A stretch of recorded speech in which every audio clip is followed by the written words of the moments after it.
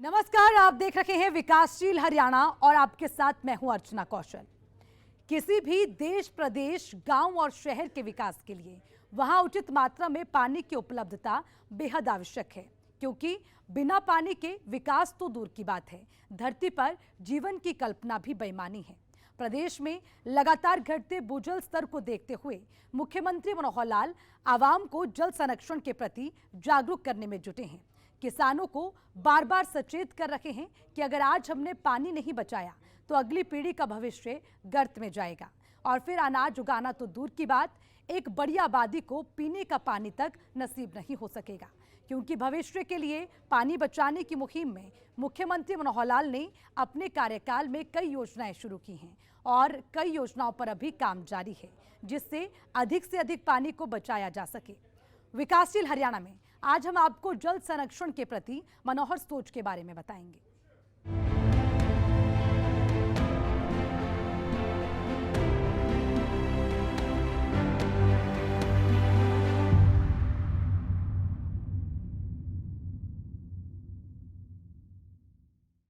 इंसानी वजूद के लिए पानी कितना आवश्यक है, इस बात से हम सभी भली भांति वाकिफ हैं। बावजूद इसके पानी का दोहन रुक नहीं रहा, जिसकी वजह से भूजल स्तर में लगातार गिरावट देखी जा रही है। प्रदेश के मुखिया मनोहर लाल पहले कई बार इस पर अपनी चिंता जाहिर कर चुके हैं और एक बार फिर से उन्होंने पीडब्ल्यूडी रेस्ट हाउस में आयोजित 2 दिवसीय जल संगोष्ठी कार्यक्रम में भविष्य में जल संकट के खतरे से सभी को आगाह किया। देखिए हमारी इस रिपोर्ट में। जल संकट के प्रहरी बन चुके मुख्यमंत्री मनोहर लाल लोगों को आगाह करने में जुटे हैं कि अगर आज हमने पानी की बचत नहीं की तो भावी पीढ़ी का भविष्य खतरे में डाल देंगे। पंचकूला के पीडब्ल्यूडी रेस्ट हाउस में मुख्यमंत्री मनोहर लाल की अध्यक्षता में 2 दिवसीय जल संगोष्ठी का आयोजन किया गया। कार्यक्रम में देश और प्रदेश सरकार के करीब 200 अधिकारियों ने हिस्सा लिया। इस मौके पर मुख्यमंत्री मनोहर लाल ने पानी के महत्व पर अपने विचार साझा किए। इस जल संगोष्ठी का महत्व देवेंद्र सिंह जी ने बताया है कि पानी ये हमारे लिए अमृत है। पानी हमारा, जल ही जीवन है, जैसा कहते हैं हमारा जीवन है। पानी के बिना कुछ नहीं है। शायद कुछ समय तक अन्न के बिना व्यक्ति रह सकता है, लेकिन जल के बिना नहीं रह सकता। जल उसका एक प्रवाह है, उसका एक साइकिल है, प्रकृति का साइकिल है। उसमें जल की हमको प्राप्ति होती है। प्राप्ति के साधन मुख्य रूप से वर्षा है। वर्षा भी एक हमारे क्षेत्र में वर्षा होती है और एक वर्षा मानो हमसे दूर पहाड़ों में होती है, तो पहाड़ों का जो एक पानी का प्रवाह है उसका हिस्सा हमको मिलता है। मोटे रूप से ये 2 मात्राएं जो पानी को हमको मिलती हैं। अब उसके बाद उसका संग्रह होता है। संग्रह होता है, डैम्स में संग्रह होता है, फिर वो कहीं हमारे पॉन्ड्स हैं, हमारी झीलें हैं, रिचार्ज होकर के भूगर्भ में जाता है। तो जमीन के अंदर भी पानी का एक बहुत बड़ा संग्रह का भंडार है। अब ये संग्रह जो होता है, उस संग्रह का हम फिर बाद में उपयोग करते हैं, और वो जो उपयोग है वो उपयोग हमको पता है कि जैसे मुख्य रूप से पीने के लिए हम पानी का उपयोग करते हैं, खेती सिंचाई के लिए करते हैं, उद्योग के लिए करते हैं, और अन्य हमारी जितनी आवश्यकताएं हैं उन आवश्यकताओं के लिए हम करते हैं। संयोग ऐसा है कि पीने का तो हर एक जीव को पानी चाहिए, चाहे मनुष्य है, चाहे पशु है, कोई भी जानवर है, पक्षी है, हर छोटा बड़ा जीव उसको पानी पीने के लिए चाहिए। लेकिन एक मनुष्य ही ऐसा है जो पीने के अतिरिक्त और जो उसकी दिनचर्या की दैनिक आवश्यकताएं हैं वो भी पानी पर बहुत निर्भर करती हैं। हम स्नान भी करते हैं, हम कपड़े भी धोएंगे, हम वॉशरूम जाएंगे, वहाँ भी पानी की आवश्यकता होगी, हम अपना घर का फर्श भी साफ करेंगे, हम अपनी गाड़ी भी धोएंगे, हम अपने उद्योग में पानी ले जाएंगे, उद्योग में भी पानी के बिना उद्योग संभव नहीं है। तो इसकी सबसे बड़ी आवश्यकता जो है वो मानव की है, मनुष्य की। प्रदेश में घटते जलस्तर को लेकर अपनी चिंता जाहिर करते हुए मुख्यमंत्री मनोहर लाल ने कहा कि आज हमें कमोबेश पानी मिल जा रहा है, लेकिन अगर हम सचेत नहीं हुए तो आने वाले दिनों में भारी जल संकट का सामना करना पड़ सकता है। मनोहर लाल ने कहा कि जल संरक्षण के लिए सरकार अपनी ओर से कई कदम उठा रही है, लेकिन जन भागीदारी भी बेहद जरूरी है। अपने समय में हम जैसे तैसे इसका गुजारा कर रहे हैं, लेकिन जैसे दबाव बढ़ रहा है, चाहे आबादी का है, चाहे उद्योग का है, आवश्यकता बढ़ रही है। सीमा पानी की अपनी है, उसकी क्वांटिटी मात्रा उस सीमित है। वर्षा भी कभी कभी 10-5% ऊपर नीचे हो सकती है, लेकिन वो एक ऑन एवरेज, मैं अगर हरियाणा की बात करूं तो एवरेज 5 इंच वर्षा अर्थात 150 मिलीमीटर के आसपास, अगर मैं आंकड़ा गलत नहीं बोल रहा, तो ये हमारी एवरेज है। अब वो है तो उसका जितना एरिया उस पर पानी जो पड़ेगा वही हमें उपयोग में आएगा। दूसरे के क्षेत्र का अगर नेचुरल फ्लो है पहाड़ से, वो तुम्हें मिलेगा, नदियों के माध्यम से मिलेगा। और संयोग ऐसा कि नदियां भी, अब पंजाब का बंटवारा होकर हरियाणा से जब से बना, तो हमारे पास सीधी नदी तो केवल यमुना या फिर छोटी छोटी डिस्ट्रीब्यूटरीज वही आती हैं। यमुना में भी एक शेयर मिलता है हमको, सारा वो नहीं मिलता। या फिर रावी ब्यास, सतलुज रावी ब्यास, उसका भी शेयर भाखड़ा डैम के माध्यम से हमको मिलता है। इससे ज्यादा हमारे पास स्कोप नहीं है। हम देख रहे हैं कि जैसा वो पानी का भी बंटवारा, 3.5 MF पानी हमको जो भाखड़ा से मिलना है या रावी ब्यास का जो मिलना है, वो भी पूरा एसवाइल के निर्माण के ना होने के कारण से वो हमें मिल नहीं पा रहा। यमुना का पानी भी वर्षा में थोड़ा ज्यादा होता है, लेकिन जो सर्दी का समय है, जब पानी बहुत कम होता है, तो हमारे अपने पीने के लिए भी बड़ी मुश्किल होती है। उसमें से दिल्ली को भी सुनिश्चित पानी हमको देना पड़ता है। तो अर्थात जो वर्षा के दिनों में पानी की अधिकता है, उसके संग्रह का सिस्टम हमको बनाना पड़ेगा कि उस संग्रह को, चाहे हमारे अपनी जमीन पर पानी आए, चाहे यमुना में पानी ज्यादा आए, उसका संग्रह हम ज्यादा कैसे कर सकते हैं। संग्रह के रिजर्वायर, जैसे मैंने बताया, हमारे तालाब हैं, झीलें हैं, लेकिन वो भी, उसकी कैपेसिटी कम हो गई, एनक्रोचमेंट्स हो गई, कहीं कहीं गंदे पानी, उसका फिर उपयोग भी नहीं होता, ओवरफ्लो भी हैं। रिचार्जिंग ये प्राय पूरे क्षेत्र में बंद हो गई है। पानी की जो पोरसनेस है, जमीन की जो पोरसनेस है, वो खत्म हो गई है। वो हमारे केमिकल्स के कारण से खत्म हुई है। जमीन की जो लेयर है वो मजबूत हो गई, पक्की हो गई, पानी नीचे रिश्ता नहीं है। केचुए पहले इसका रास्ता बना देते थे ऊपर से नीचे तक, अब हमारे पेस्टिसाइड्स ने और केमिकल्स ने केचुओं को भी खत्म कर दिया। जमीन का पानी, वो रिजर्वायर कम होता जा रहा लगातार। एक इसमें थोड़ी सी संभावना, जो आशा की किरण बची हुई है, वो है रेन्यूएबल ट्यूबवेल्स। रेन्यूएबल ट्यूबवेल्स क्योंकि रिवर बेड में या उसके आसपास ही लगते हैं, और वो फ्लो जो है लगातार ऊपर से नीचे तक चलता है। वो रिचार्जिंग से ऊपर से इतना नहीं जितना नीचे उसका अंडरकरंट भी चलता है। उस अंडरकरंट के कारण से उसका उपयोग हम कर रहे हैं, और अच्छे प्रकार से जब अगर कमी कोई पड़ेगी तो हमको साइंटिफिक तरीके से उसको करना पड़ेगा।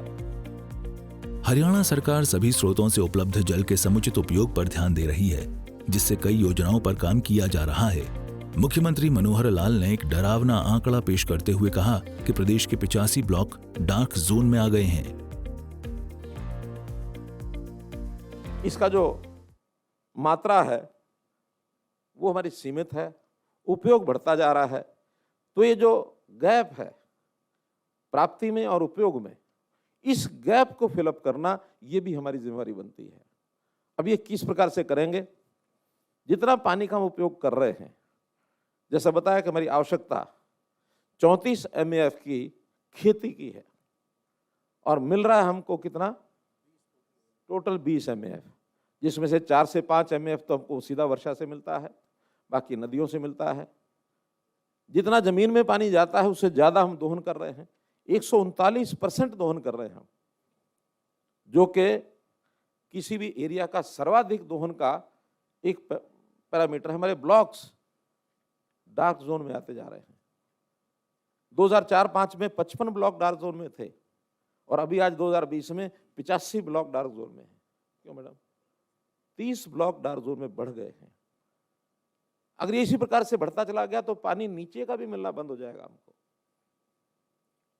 तो इसलिए ये पानी की प्राप्ति नदियों से चाहे मिले, वर्षा से चाहे मिले, उसको संग्रह करना, फिर उपयोग करना, उपयोग के बाद अब जो विधाएं आ गई हैं नई, उसमें उसको ट्रीट करना।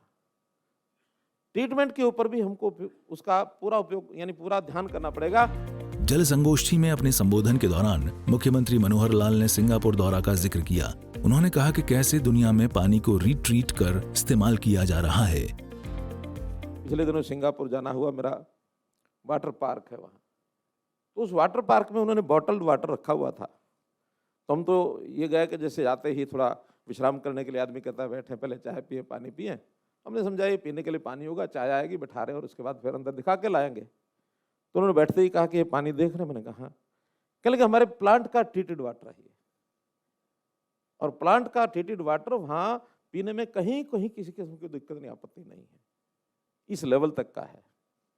हम अभी सिंचाई के लिए भी कैसे 10 BOD से पानी और क्वालिटी इसकी अच्छी हो उस पर लगे हैं, और उनका BOD तो शायद 0 या 1-2 ही होगा। तो कॉस्ट पड़ती है, लेकिन पानी की कीमत के बदले में वो कॉस्ट कुछ नहीं है। हम सब कुछ करने के लिए अपनी योजनाओं को बढ़ानी चाहिए। जल ही जीवन है, ये बातें हम भी बचपन से सुनते आ रहे हैं, लेकिन अफसोस हमने इससे कोई सीख नहीं ली। आज देश और प्रदेश में छाया जल संकट इसी का परिणाम है। मुख्यमंत्री मनोहर लाल लोगों को ये समझाने में जुटे हैं, अगर अब भी इस ओर ध्यान नहीं दिया तो अगली पीढ़ी के साथ हम नाइंसाफी करेंगे। ब्यूरो रिपोर्ट, सूर्या समाचार।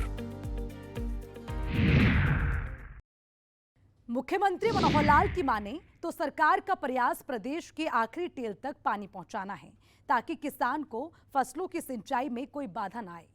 तो वहीं पहले दक्षिण हरियाणा का एक बड़ा हिस्सा पानी की कमी से जूझ रहा था, लेकिन अब उन इलाकों में भी पानी पहुंचाने का काम युद्ध स्तर पर जारी है।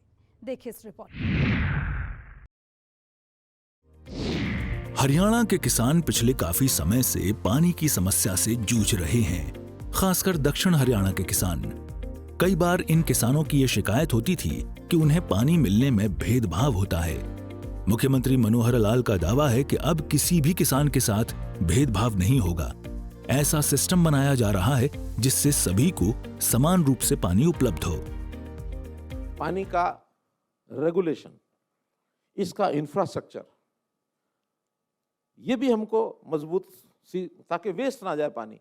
पिछले दिनों इरिगेशन डिपार्टमेंट ने हमारा चैनलाइजेशन का जो कार्यक्रम है, लगभग 2,500 करोड़ रुपए की योजना हमने बनाई थी, खास करके यमुना नहर की, उस पर काम चल रहा है। अभी भी 3 दिन पहले मूणक हेड के ऊपर एक पैरेलल दिल्ली ब्रांच का मैं शिलान्यास करके आया हूँ, हालांकि काम शुरू हो चुका है उसका। हमने दक्षिण हरियाणा में भी जो लिफ्ट इरिगेशन के प्रोजेक्ट्स भी चलाए हैं। वेस्टर्न यमुना कैनाल का दोनों जो नहरें हैं उनका काम चल रहा है, क्योंकि चैनलाइजेशन जितना अच्छा होगा, खेत में आखिरी टेल तक पानी पहुंचाने के लिए हमको सुविधा होगी, हम उसमें चोरी नहीं होने देंगे। जितना पानी है उसका अच्छा प्रबंधन, अच्छा उपयोग। फिर इसके प्रबंधन में हमको मेजरिंग सिस्टम ये भी अपने करने पड़ेंगे। हर स्थान के ऊपर पानी जो है, कितना पानी जाना चाहिए, कितना जा रहा है, आखिर उसकी प्लानिंग तो हम करते ही हैं। RT-DAS ये जो रेगुलेशन का सिस्टम बनाया है, कुछ पॉइंट्स पर लगा है, सारे प्रदेश में भी नहीं लगा पाए हैं। कितने RT-DAS लगाए होंगे हमने? 180 हो गए हैं, ताकि किस पॉइंट पर कितना पानी हमको छोड़ना है और कितना जा रहा है उसका डाटा हमारे पास ऑनलाइन होना चाहिए। कई बार शिकायतें आती हैं कि इधर पानी ज़्यादा छोड़ दिया, इधर कम छोड़ दिया, इसकी स्पर्श लग गई, उसने दबाव डाल दिया, वहाँ हेराफेरी कर दी। फिर एक जगह जितना छोड़ा, आगे उसके चैनलाइज अलग अलग चैनल्स हैं, सब मिला करके उतना आगे बढ़ रहा है, या रास्ते में किसी ने चोरी कर लिया। जमीन का पानी, इसका भी समय समय पर हम हर एरिया का उसका मेजरमेंट हमको रखना पड़ेगा। किस एरिया में कितना पानी नीचे जा रहा है, आज क्या लेवल है, 6 महीने बाद, साल बाद क्या होगा, उसी में से हम चीज़ों को ठीक कर सकते हैं। उसके लिए भी हमारी जो जल संसाधन अथॉरिटी मैडम केशीनारायण अरोड़ा जी, इन्होंने अच्छा प्रयोग किया। पीजोमीटर, लगभग 1700 पीजोमीटर लग चुके हैं। इतना ही है, बड़े तो नहीं कुछ, 1700 हो गए हैं। कितने की योजना है हमारी ये? सभी गांव, 6500 गांव में, गांव लेवल पर हमको पता लगना चाहिए कहाँ पानी ज्यादा निकाला जा रहा है, ताकि हम उसका कोई प्रबंधन कर सकें। इसके लिए जो कोई नियम बनाना पड़ेगा, नियम बनाएंगे। जो उसके ट्रांजैक्शन कॉस्ट लगानी है वो भी लगाएंगे, क्योंकि पानी को अगर आपने ऐसे ही छोड़ दिया, और जनता का मानस ये है ठीक है पानी पर क्या पैसा लगता है, पानी जितना मर्जी यूज करो, लेकिन रेगुलेट करने के लिए उसका कंसिडरेशन भी एक सिस्टम होता है, उसको करना पड़ेगा। शहरी हमारे डिपार्टमेंट जो काम कर रहे हैं, टाउन कंट्री प्लानिंग है, अर्बन लोकल बॉडीज है, उन्होंने उस पर ध्यान देना शुरू किया है। लेकिन ग्रामीण क्षेत्र में भी, क्योंकि डेमोक्रेटिक सेटअप में आपको पता है कि वो कठिन बड़ा होता है, लेकिन धीरे धीरे उसको भी करना पड़ेगा, और सबसे ज्यादा काम हमको करना पड़ेगा जन भागीदारी। मुख्यमंत्री मनोहर लाल ने कहा कि सरकार जनहितैषी योजना ला सकती है, लेकिन योजना तभी सफल होगी जब उसमें जन भागीदारी होगी। सब कितना ही हम अपने यहाँ इन हाउस योजनाएं बना लें, प्लानिंग कर लें, कितने ही नए नए प्रयोग कर लें, कितना ही बजट खर्च कर लें, लेकिन जनता का सहयोग अगर इसमें नहीं होगा तो चीज सफल होने वाली नहीं है। तो जनता में एक अवेयरनेस पैदा करनी पड़ेगी कि पानी ये हमारे लिए भी है, हमारी आने वाली पीढ़ी के लिए भी है।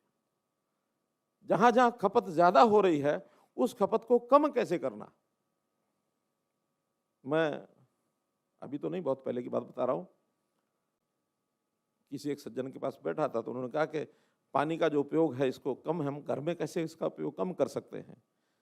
मैंने कहा यही है कि परिवार के लोगों को समझाना चाहिए, वेस्ट ना करें। कि नहीं कोई एकदम ठोस तरीका कोई ध्यान में आता है? मैंने कहा आप बताइए। कह लगे हाँ मैं बताता हूँ कि जो हमारा वो जो क्या उसको बोलते हैं, पानी जब सिंक तो होता है, फ्लश करते हैं तो वो जो बॉक्स होता है WC तो वो हो गया, जिस बॉक्स सिस्टम, तो वो कहने लगे उसका ढक्कन हटा करके उसके अंदर एक ईंट रख दो। मैंने इससे क्या होगा कि अगर वो 8 लीटर पानी उसमें आता है तो कम से कम 1-1.5 लीटर पानी बच जाएगा। और उस सिस्टम में तो जितना पानी आपने सारा 8 लीटर का 8 लीटर छोड़ना तो 8 लीटर चला जाएगा। अगर एक ईंट रख के पानी बचा लोगे तो 6 लीटर में भी काम हो जाएगा। उसका साइज जितना आवश्यक है उतना ही रखना चाहिए। लोग शौक में बड़ा बड़ा सिस्टम बनाते हैं ताकि उसके अंदर पानी खूब जाए। अब छोटा प्रयोग है लेकिन पानी बचाने की विधि अगले ने बताई।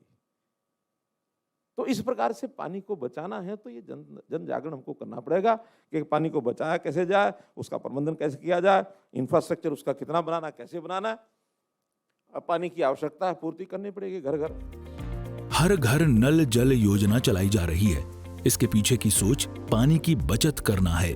मुख्यमंत्री मनोहर लाल ने अधिकारियों से कहा कि एक सीमित बजट में पानी को बचाने की मुहिम पर काम करना होगा ताकि आने वाली पीढ़ी को जल संकट से जूझना न पड़े।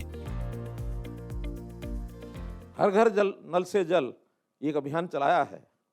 अब उसमें से कोई कहे कि पानी ज्यादा लगता है, ऐसा नहीं है। देखा जाए तो अगर सिस्टम कारगर हो गया तो उससे पानी बचेगा, क्योंकि जितने भी इससे पहले पानी का जो गांव में हम लगाते हैं उसकी जो पोस्ट लगती है अलग से, उसके अंदर पानी अंधाधुंध चलता है, बिना रोक टोक के चलता है, नालियां भरी रहती हैं। गांव के अंदर तो पानी को चलाने के लिए नीचे भी खींचो या अपने वाटर वर्क से लाओ, जितना पानी है बहा दो, शाम को खाली करो फिर भरो उसको। लेकिन उसका उपयोग करने के लिए अगर हमने हर घर नल से जल अगर ये किया है तो पानी का उपयोग जितना उतना ही वो करेगा परिवार का आदमी। तो ऐसा इसका उपयोग भी हमको चेक करना पड़ेगा। और अंत में इन सब चीजों को ध्यान में रखते हुए सरकार के संसाधन, बजट, अनुराग जी की तरफ देख रहा हूं मैं क्योंकि काम सब किए जा सकते हैं, बड़ी सीमा तक किए जा सकते हैं, बड़े लेवल तक किए जा सकते हैं, तेजी से किए जा सकते हैं, लेकिन एक लिमिटेशन हमारी बजट की जरूर है। इस बजट का कहां से हम उपलब्ध करा करके, और अपने ट्रेजरी से हो जाएगा अच्छा है, ट्रेजरी से नहीं हो तो अतिरिक्त रिसोर्सेज जितने मिल सके उतने लगाने चाहिए। और लगाने के बाद हर एक विभाग को इन कामों को अपने लेवल पर उसकी एक जिसको कहना चाहिए मास्टर प्लान, मॉडल प्लान ये बनानी चाहिए। ये ठीक है कि फिर जब कोऑर्डिनेशन करेंगे तो उसके अंदर हो सकता है एक टाइम प्लान के हिसाब से शेड्यूल बनाना पड़ेगा, भी इतना काम हम इस साल करते हैं, इतना अगले साल करेंगे, इतना उससे अगले साल करेंगे। हो सकता है पूरा काम एक ही साल में पूरा ना हो, लेकिन लंबी प्लान के लिए भी इनिशियली एक उसका होलिस्टिक जिसको कहना चाहिए उसका व्यू पॉइंट ये बनना चाहिए कि क्या हरियाणा में ये सब हम कर सकते हैं क्या? पॉन्ड अथॉरिटी के माध्यम से क्या सभी 8,000 ओवरफ्लो और जो हमारे पॉन्ड हैं जो गंदे पानी के हैं उनको कैसे हम ठीक कर सकते हैं, उसकी खुदाई कैसे कर सकते हैं, रिचार्जन के लिए कैसा कर सकते हैं। हम अब जितने पानी की जहाँ जहाँ वेस्ट होता है, चोरी होती है, उसमें जो हमारे छोटे पानी के खाल जिनको बोलते हैं, वो कितनी मात्रा है और कितना उसको कर सकते हैं, इस साल कितना कर सकते हैं, अगले साल कितना करेंगे। रिचार्जिंग वेल कितने मैक्सिमम बना सकते हैं, ताकि जितना मैक्सिमम बनाएंगे उसमें नीचे के पानी का भी हमको क्वालिटी का भी ध्यान रखना है। कभी कभी ये भी लोग डराते हैं कि ज़्यादा रिचार्जिंग वेल सीधा पानी डालेंगे तो नीचे का पानी खराब हो सकता है, उसका भी सारा सिस्टम आपको सोचना होगा। इनकी सबकी टेक्निक आप लोगों को जिनको जानकारी है बहुत अधिक है, हमको जानकारी नहीं, हमको तो मोटा मोटा एक पिक्चर पता है कि पानी की आवश्यकता, इसकी आपूर्ति, किसी को कष्ट आगे आने वाले पीढ़ियों तक भी ना हो। हमारे ध्यान में तो इतना है, लेकिन इसको कैसे करना है, लगभग जैसे बताया 10 विभागों के लोग यहाँ बैठे हैं, सभी विभाग इसमें अपना जिम्मेवारी जो है वो निभाएं। मुख्यमंत्री मनोहर लाल ने कहा कि पानी को बचाने के लिए भूमि सुधार की दिशा में भी काम करना होगा। अधिकारियों को संबोधित करते हुए मनोहर लाल ने कहा कि जल संरक्षण पुण्य का काम है और इसमें हम सभी को मिलकर काम करना होगा। एक विषय इसमें भूमि सुधार का भी आता है, क्योंकि पानी का उपयोग करने के लिए अगर भूमि ठीक नहीं है तो भी हमको कठिनाई होगी। कई जगह वाटर लॉगिंग हो गया है। अब वाटर लॉगिंग जो पानी वास्तव में ऊपर है, ऐसा नहीं कि नीचे चोए का पानी सब जगह से आ गया, वो पानी रिचार्ज होकर नीचे नहीं जा रहा, वहाँ मिट्टी की, भूमि की जो लेयर्स हैं उसमें कहीं गड़बड़ हुई है। अगर वहाँ भी आप ट्यूबवेल लगा करके पानी निकालना चाहेंगे, वाटर लॉगिंग ऊपर के एरिया में है, नीचे आपको 60 फुट से 50 फुट से नीचे पानी, अच्छा पानी मिलेगा नहीं, वो पानी नीचे नहीं जा रहा है। तो इसमें भी जो संबंधित विभाग हैं उस पर जरूर चर्चा करें, और हमारा तो इन सब विषयों पर लेकर के एक पवित्रता का भाव मन में जरूर रहना चाहिए, क्योंकि ये पुण्य काम है। कोई ऐसा ही नहीं है कि जैसे कोई सड़क बनाने के लिए या बिल्डिंग बनाने के लिए एक अभियान चला दिया, उतना अभियान है, उतना नहीं है। इसमें पवित्रता का भाव, हमारे प्राचीन समय में हमारी सांस्कृतिक जो जितनी भी धरोहर है उसके अंदर भी इनका बड़ा महत्व था। नदियां, अब पवित्र नदियां, उनको माता कहा तो क्यों कहा है? नदियों के प्रति एक जनता का भाव ऐसा था कि हमारी पवित्र एक पानी वाहक जो नदी है, इसके बिना जीवन सूना है। अगर देखा जाए तो हमारी जितने भी शहर बसे, गांव बसे, सब नदियों के किनारे ही बसे हैं। ये तो बाद में इंटीरियर में हमारी आवश्यकताएं हमको ले गई। खेती वहाँ और अंदर तक जाके कर सकते हैं, भूमि बंजर पड़ी है उसको उपजाऊ बना सकते हैं। हमारे पास वहाँ जगह कम है रहने के लिए, अंदर खाली जगह पड़ी है, मकान जाके वहाँ बना लो। गांव बस गए छोटे छोटे। नहीं तो जितनी भी नदियाँ, चाहे वो गंगा है, कावेरी है, नर्मदा है, सिंधु है, सरस्वती है। अब सरस्वती नदी की आज हम खोज करते हैं तो आदि बद्री से लेकर के और नीचे गुजरात तक कितने ही स्थान ऐसे मिले हैं जो प्राचीन सांस्कृतिक हमारी पहचान उसको बताते हैं। आज भी अगर हम जम्मू कश्मीर के, खास करके लेह के इलाके में जब मैं गया हूँ, पीछे मैंने अध्ययन किया, देखा है कि सारा पहाड़ जैसा सूना पहाड़ होता है, जैसे रेगिस्तान में कुछ पैदा नहीं होता तो वहाँ पहाड़ ऐसा, वहाँ कोई वनस्पति पैदा नहीं होती है। बीच में कहीं एक जगह पर दिखेगा कि हाँ एक टापू सा है जिसमें सारी वनस्पति है, पेड़ ही पेड़ हैं, गाँव बसे हुए हैं। हमने कहा भी बाकी सारे में नहीं है, यहाँ क्यों बसा हुआ? ये कहने लगे यहाँ वो पानी का झरना बहता है और पहाड़ से नीचे आता, तो ये पानी है, जिस जगह पर पानी है वहाँ ये बस्ती बनी हुई है, आगे पानी जहाँ नहीं है सब सूखा पड़ा है।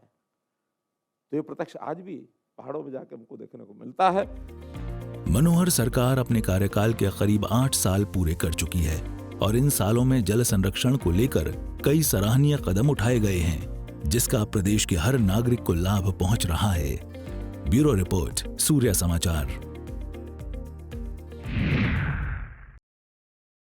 तो देखा आपने, जल को कल के लिए बचाने के लिए मुख्यमंत्री मनोहर लाल की ओर से हर संभव प्रयास किए जा रहे हैं। इसके साथ ही हम सब का भी फर्ज बनता है कि पानी को बचाएं। चलिए दीजिए इजाजत, कल फिर मुलाकात होगी एक नई योजना के साथ। तब तक के लिए नमस्कार।